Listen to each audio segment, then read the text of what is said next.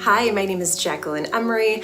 I am a certified life coach as well as a certified health coach. I help my clients with things like happiness and overall well-being, as well as de-stressing and creating more life balance and life satisfaction. So in this video, we are going to talk about such an important topic, and that is habit change. So let's talk about what is so important about habit change. We can't change anything in our life, in any area of our life, without first changing the things that we're doing every single day, which is our habits. I always like to say our life is the sum of our habits. So habits can serve such an important role. So things like driving or putting your clothes on, those are all things that our brain has memorized and we do them on autopilot. So habits can be very, very useful.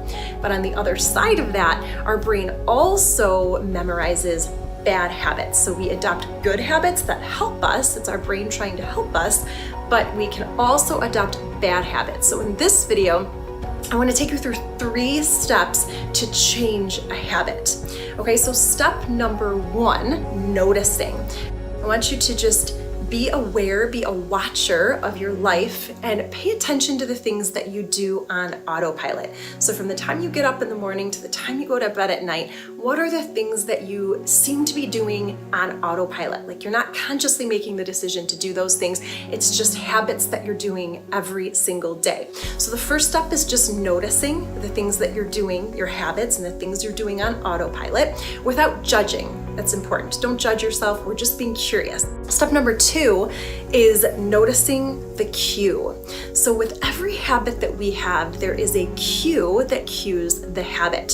So for instance, sometimes people, maybe they drink when they get home. So they get home from work and they go to the fridge and they grab a beer and they don't want to be drinking that much. Or maybe they go to get into their car on the way home and they light up a cigarette and they're trying to quit smoking. So there's always a cue. So the cue is I get into my car, I light a cigarette. The cue is I get home from work, I go to the fridge and I grab a drink. So I want you to notice the cue that cues that behavior, that cues that automatic response that your brain kicks in and says, you know, this is what we're going to do on autopilot. We're going to go on to the 3rd step, and that's what's the reward? What's the feeling that we're going for? So everything that we do in life is for a feeling, whether we realize it or not, we're looking for a feeling. So when that person comes home from work and the cue is they grab the alcoholic beverage, what is the feeling that they're going for?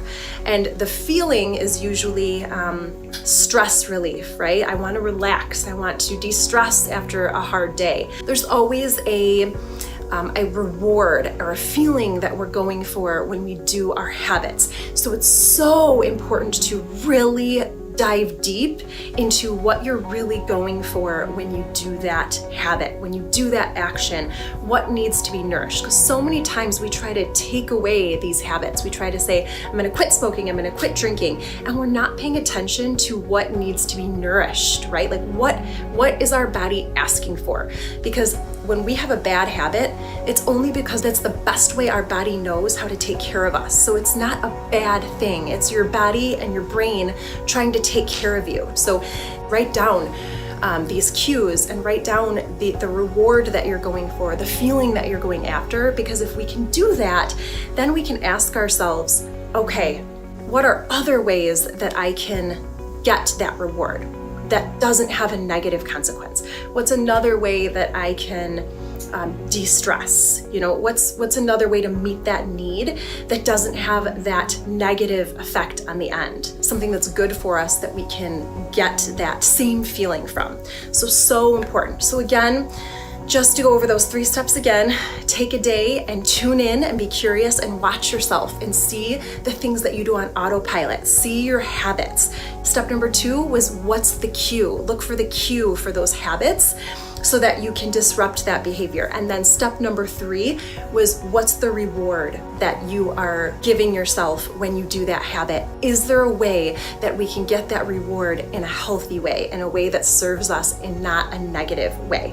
So hopefully that helps you guys. I hope that I will talk to you soon, and I would love to help you transform your habits as well. Okay, bye.